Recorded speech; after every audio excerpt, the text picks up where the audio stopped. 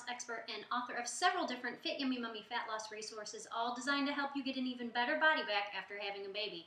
And this is your Lucky 7 workout. With spring right around the corner, I wanted to give you a workout bonus. And what makes this workout lucky is that you can do it anytime, anywhere. All you need is your own body weight and, if you have it, a band. Your Lucky 7 workout is comprised of 5 exercises.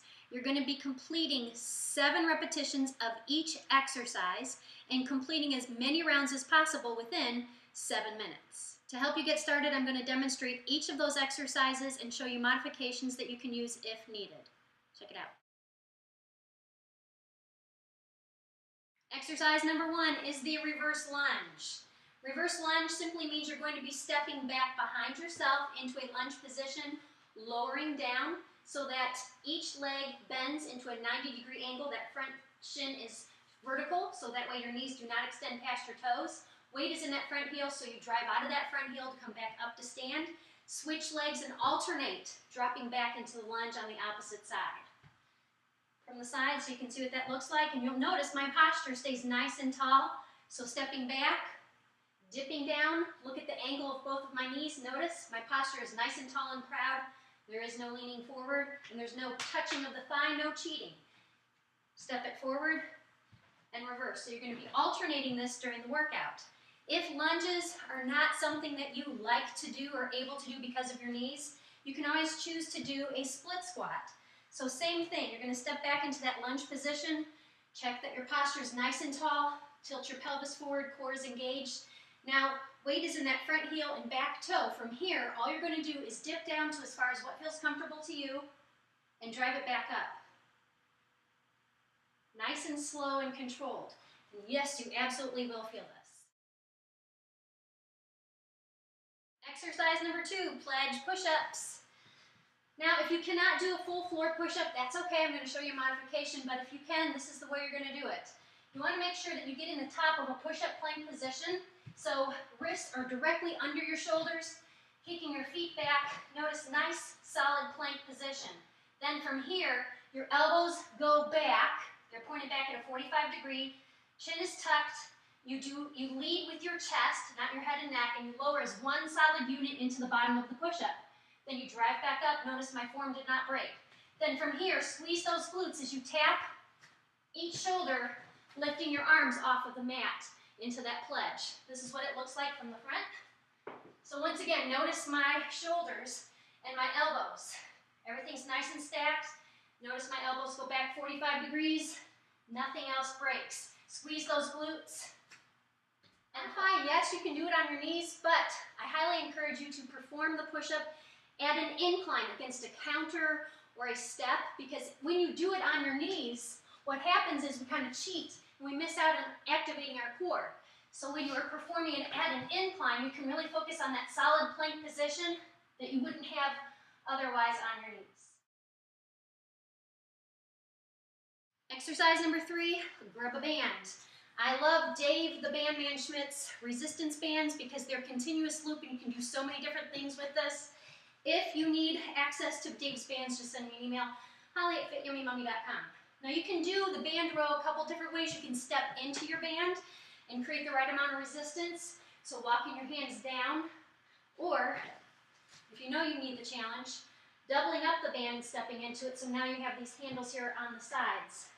So stepping your feet out. Now, what I'm doing is getting into a hip hinge position. So I'm leading with my chest.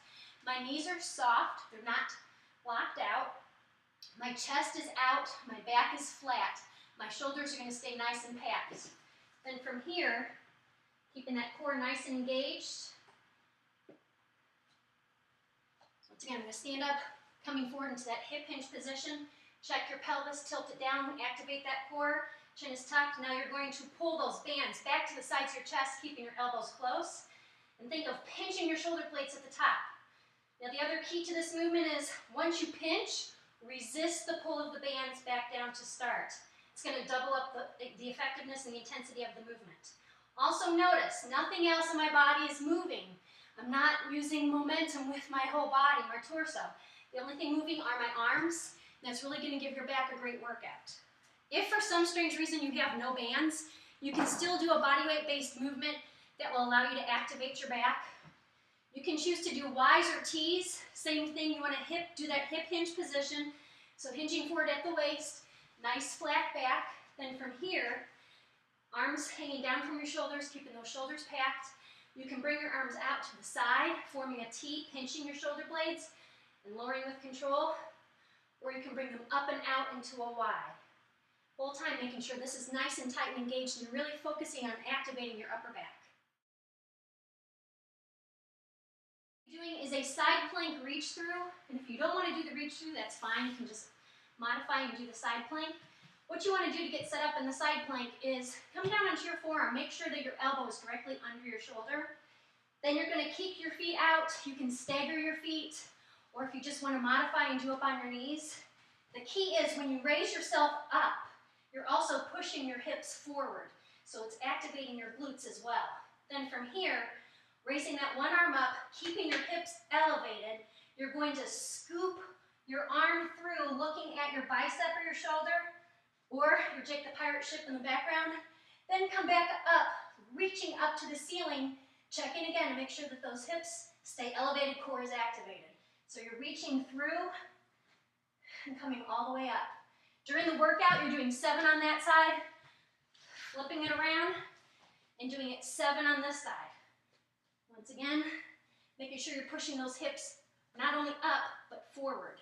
If you're not into the reach through, then just hold the side plank and you can tap your hips up and down. 7 reps each side. Exercise 4 works the core. No lucky workout is complete without a metabolic boost. And the exercise I'm going to use for this, burpees.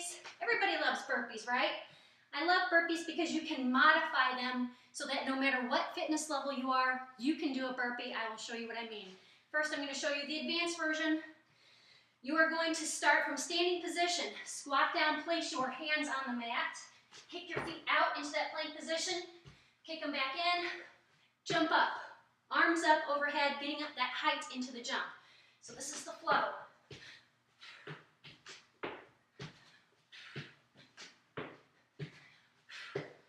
Now, how to modify?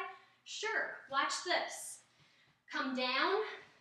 If you don't like jumping your feet, walk them back, walk them in. Woo! Simple way to modify it. You can choose where you want to jump your feet and where you don't. As you progress through the workout, you might find that you pushed yourself too much during the first round, so you can modify in the second or third round, or how many rounds that you can get done in 7 minutes.